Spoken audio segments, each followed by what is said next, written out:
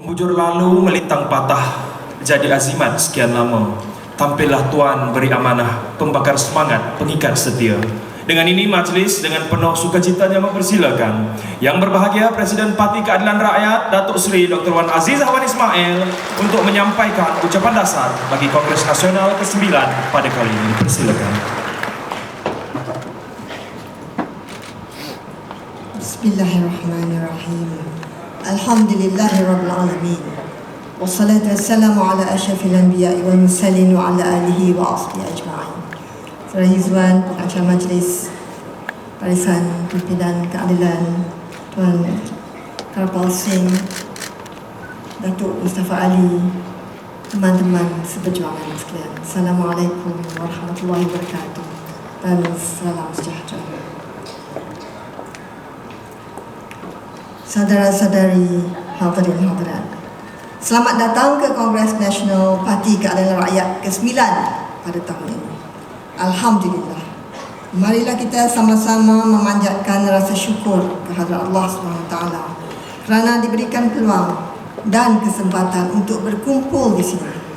Kita juga merasa cukup bertuah kerana sekali lagi diraikan sebagai tetamu di negeri Selangor Darul Ihsan. Selepas melalui pelbagai cabaran di medan perang pilihan raya umum ke-13, baru-baru ini kita berkumpul kembali di sini, bermuhasabah, memperkemas dan mempersiapkan parti untuk menghadapi pertempuran baru di masa akan datang. Kita juga merakamkan jutaan terima kasih ke atas kesudian Kerajaan Negeri Selangor di bawah kepimpinan Yang Amat Berhormat Datuk Menteri Besar Tan Sri Abdul Khalid kerana sudi meraihkan kita di sini. Setinggi-tinggi tahniah di atas pelantikan beliau sebagai Menteri Besar Selangor bagi penggal keduanya. Alhamdulillah. Kejayaan mempertahankan negeri Selangor membuktikan bahawa usaha Pakatan Rakyat pada penggal yang lalu mengangkat ekonomi negeri, melakukan pelbagai perubahan, menambah baik pengurusan dan menaik taraf kebajikan rakyat telah berjaya mempertahankan negeri Selangor di bawah teraju Pakatan Rakyat. Hadirin hadirat, pada 5 Mei yang lalu, rakyat sudah membuat keputusan yang jelas, keputusan yang disaksikan seluruh dunia, bahawa 51% rakyat Malaysia telah memberikan mandat kepada Pakatan Rakyat. Mandat ini semestinya mewakili suara dan aspirasi rakyat yang menaruh harapan dan impian untuk melihat Malaysia yang lebih baik, lebih adil dan lebih berdaya saing. Walaupun rakyat berdepan dengan proses pilihan raya yang timpang, akses media yang berat sebelah, ditambah pula dengan liputan berunsur fitnah dan propaganda jahat serta penyalahgunaan jentera dan agensi-agensi kerajaan oleh Barisan Nasional, namun rakyat tetap bangkit melawan dan membuat perubahan di peti undi. Hasilnya, Barisan Nasional telah dihukum dan hanya meraih sokongan daripada 47% rakyat, menjadikan mereka sebuah kerajaan minoriti yang mana keabsahan legitimasi mereka boleh dipertikai dan dipersoalkan. Sah tak sah, itu yang kita pertikaikan. Kalaupun dalam akad nikah dua saksi, kalau perjalanannya sah, disahkan. Sekarang kita katakan bahawa perjalanan pilihan raya 13 itu tidak sah dan kita menyoal keabsahan legitimasi kerajaan BN. Rentetan dari perkembangan ini, integriti dan kewibawaan Suruhanjaya pilihan raya juga sewajarnya dipersoalkan. Sesungguhnya, mandat yang telah diberikan kepada Pakatan Rakyat dalam PRU baru-baru ini telah dinafikan dan dirampas Barisan Nasional lantaran kecurangan SPR yang mengkhianati proses pilihan raya. Pelbagai bukti penyelewengan yang dilakukan oleh SPR telah berjaya dikenal pasti dan kini dikumpulkan oleh satu jabatan kuasa khas yang diketuai oleh pengarah strategi parti Saudara Yang Muhammad Rafizi Ramli. Penggunaan dakwat kekal yang kononnya mampu bertahan pada jari pengundi selama 5 hari ternyata satu pembohongan. Banyak laporan yang diterima bahawa dakwat hitam tersebut tidak berkesan dan ada pengundi yang mendakwa dakwat tersebut hilang sebaik saja dibasuh beberapa minit selepas mengundi. Dakwat kekal yang tidak kekal ini adalah bukti jelas bahawa proses PRU yang dikendalikan oleh SPR adalah tidak telus dan dicemari dengan penipuan. Tujuan asal penggunaan dakwat kekal ini dilaksanakan sebetulnya adalah untuk mengelakkan pengundian berulang akibat ketidakyakinan rakyat terhadap kewibawaan dan ketelusan daftar pemilih SPR. Namun apa yang berlaku? Dakwat hitam yang dikatakan kekal bertahan selama 5 hari ini rupa-rupanya indah khabar dan rupa. Lebih mengejutkan adalah alasan-alasan dangkal yang diberikan oleh pihak SPR untuk menutup penipuan ini. Kononnya dakwat tersebut perlu digoncang terlebih dahulu sebelum digunakan. Juga jawapan-jawapan yang tidak boleh diterima, seperti mana yang dikatakan bahawa tidak apa kalau tahan 1 hari saja, besok tak boleh mengundi. Ini adalah satu alasan yang kita tidak boleh terima sama sekali. Selain itu, kita juga turut mendapati bukti tentang kes di mana jumlah kertas undi yang berada dalam peti undi selepas pengundian adalah lebih banyak dari jumlah kertas undi yang dikeluarkan pada peringkat awal. Ini berlaku di kerusi Parlimen Balik Pulau yang ditandingi oleh calon keadilan dan di kerusi-kerusi DUN di bawahnya, iaitu DUN Teluk Bahang dan DUN Pulau Betung. Kejadian ini membuktikan bahawa peristiwa undi yang dikira melebihi dari kertas undi yang mulanya dikeluarkan memang berlaku. Jika ia boleh berlaku di Parlimen Balik Pulau, sudah tentu juga ia boleh berlaku di tempat-tempat lain. Keadilan dengan ini mencadangkan supaya ditubuh satu Suruhanjaya Siasatan Diraja RCI bagi menyiasat projek pemberian kad pengenalan seperti mana yang terbukti berlaku di Sabah agar diperluaskan ke seluruh negara. Rakyat pastinya akan menghakimi SPR yang ternyata gagal untuk melaksanakan proses pilihan raya yang adil dan bersih, walaupun tuntutan rakyat yang dibuat berkali-kali melalui bersih ditolak kesemuanya, melainkan penggunaan dakwat kekal. Satu pun yang diterima oleh SPR itu pun mereka tidak menunaikan janji. Sesungguhnya seluruh rakyat Malaysia merasa amat kesal dengan kegagalan SPR melaksanakan amanah yang diberikan rakyat dengan adil dan saksama. Tindakan SPR ini mengingatkan kita kepada nasihat yang telah diberikan oleh junjungan kita Nabi Muhammad sallallahu alaihi wasallam kepada seorang sahabat, Abu Zar Al-Ghifari. Sesungguhnya ia, iaitu kuasa, adalah amanah, dan pada hari kiamat ia merupakan kehinaan dan penyesalan, kecuali bagi mereka yang mengambil sesuai dengan haknya dan melaksanakan apa yang menjadi tuntutannya. Hadis riwayat Muslim. Baginda juga Nabi Muhammad sallallahu alaihi wasallam juga pernah bersabda, apabila amanah itu dilenyapkan, maka tunggulah datangnya kiamat. Ditanya pada baginda sallallahu alaihi wasallam, wahai Rasulullah, bagaimana melenyapkan amanah itu? Rasulullah sallallahu alaihi wasallam bersabda, apabila amanah itu diserahkan kepada yang bukan ahlinya, maka tunggulah datangnya kemusnahan. Justru kita akan terus menuntut agar kepimpinan SPR meletakkan jawatan tuntutan rakyat, tuntutan rakyat yang disuarakan oleh bersih ternyata tidak dilaksanakan sepenuhnya.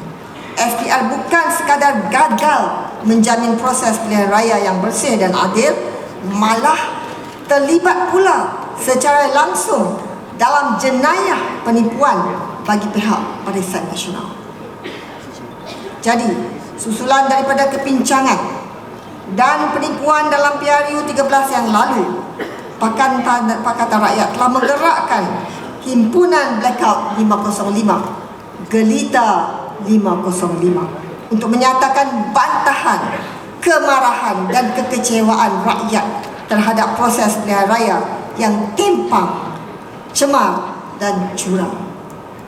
Jelajah Gelita 505 ini di beberapa buah negeri. Setakat ini di Selangor, Pulau Pinang, Perak, Johor, Negeri Sembilan, Pahang, Kedah, Terengganu dan semalam di Melaka telah menyaksikan kehadiran ratusan ribu rakyat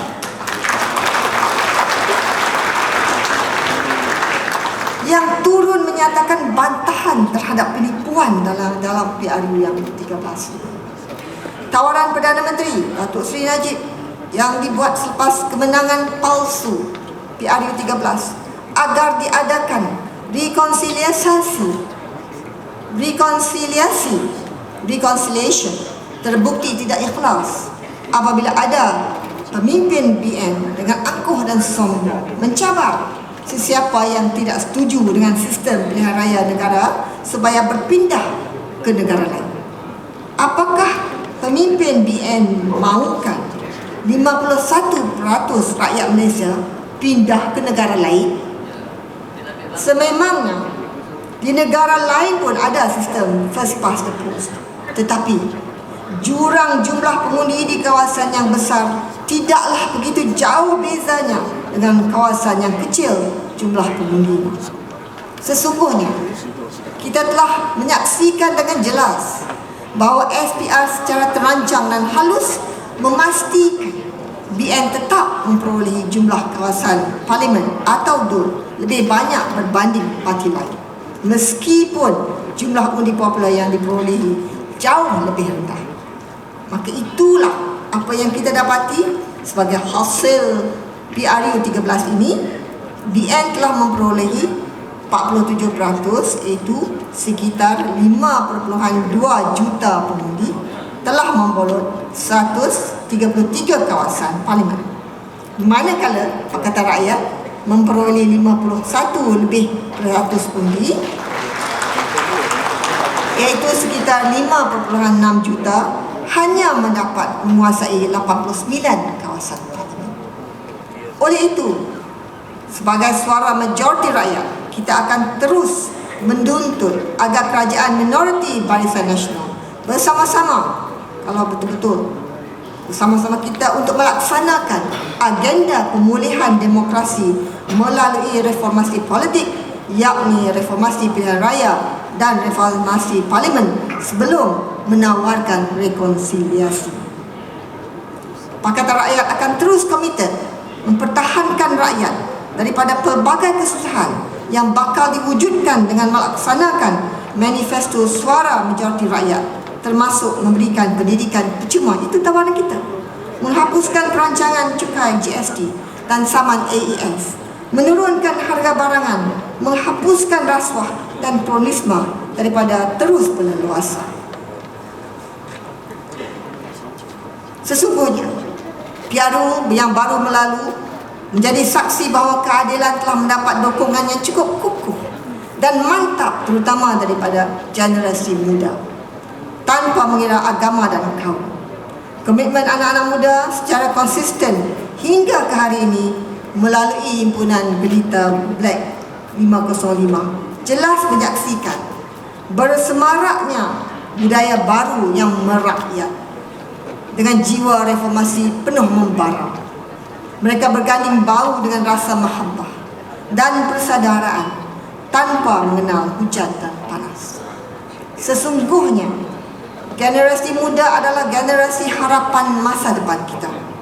Merekalah penerus perjuangan menegakkan kebenaran dan keadilan di bumi Malaysia tercinta ini. Penahanan dan pendakwaan seorang anak muda bernama Adam Adli baru-baru ini menggambarkan ketakutan kerajaan BN terhadap suara anak muda yang berani menyatakan kebenaran dan membantah penipuan yang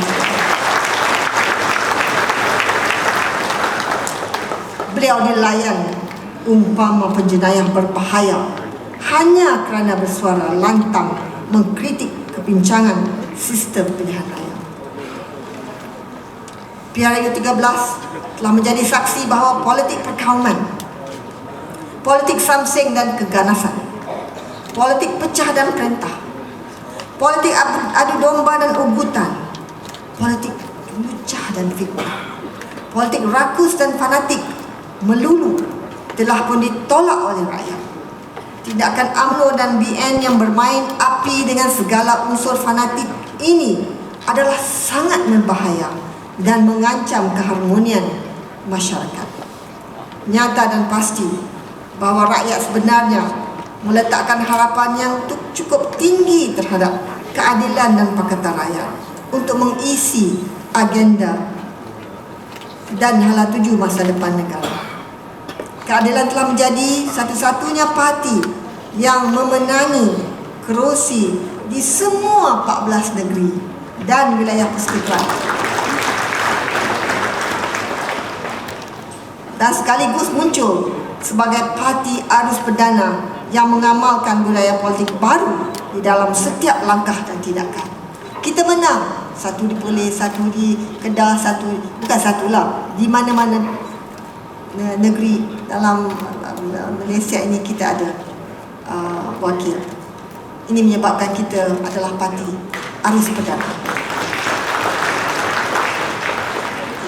Oleh yang demikian, komitmen kita kepada semua rakyat Malaysia bahawa keadilan adalah untuk semua rakyat akan tetap menjadi teras perjuangan kita. Inilah yang menggerunkan kerajaan minoriti BN. Sebagai pejuang sejati, apa jua yang kita alami perlu juga kita selami kembali. Bersama kita bermuhasabah diri agar harapan tinggi rakyat tidak kita kecewakan. Keadilan mempunyai pengaruh nasional yang cukup hebat, namun perlu seimbang dengan jentera yang mantap, berdisiplin dan kemas di peringkat akar umum. PRU 13 mengajar kita bahawa penipuan berlaku secara sistematik dan berleluasa, dan tumpuan kita kini adalah untuk mendedahkan penyelewengan PRU kepada rakyat. Dalam masa yang sama adalah amat kritikal agar program-program pemantapan pimpinan, organisasi, jentera parti dan keanggotaan diperkukuh demi menjana kemenangan dalam masa terdekat. Usaha-usaha penampatan jati diri anggota dengan kefahaman serta penghayatan ideologi perlu diperhebatkan. Dengan meluncur sehati, sejiwa, barulah kita mencapai kemenangan. Penambahan anggota di peringkat cabang perlu dirancangkan. Ranting-ranting di setiap daerah mengundi kawasan pilihan raya perlu dibuka dan diaktifkan. Esprit de corps, semangat persaudaraan, pengorbanan, sokong menyokong dan saling memberi motivasi sesama anggota perlu dirancangkan. Pemantapan organisasi, peningkatan bilangan anggota parti dan pengukuhan semangat persaudaraan ini lebih kritikal di kawasan luar bandar yang akan menjadi tumpuan utama parti. Oleh yang demikian, roh reformasi perlu ditiupkan kembali. Dalam masa yang sama, mufakat melalui wadah Pakatan Rakyat perlu disemarakkan, berteraskan prinsip hormat menghormati, di samping membina konsensus bersama demi rakyat. Sesungguhnya, bersama kita menyedari bahawa perjuangan untuk membina Malaysia yang lebih baik dan saksama bukanlah mudah dan senang.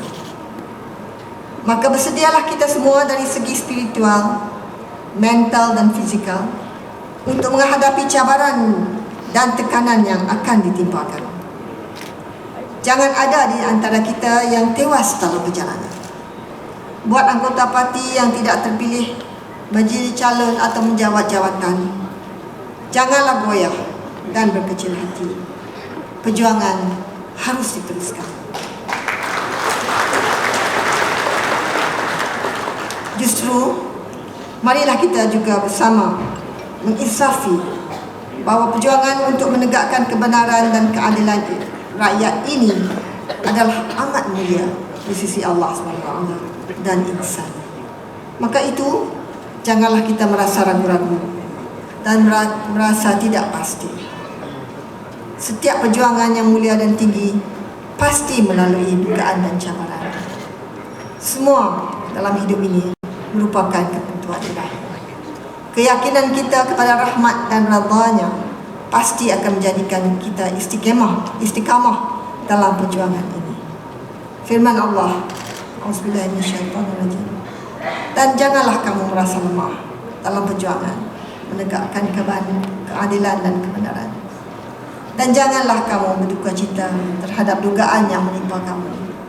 Sesungguhnya kamulah orang-orang yang tertinggi, termulia, mengatasi musuh jika kamu orang-orang yang sungguh-sungguh beriman. Surah Al-Imran 193.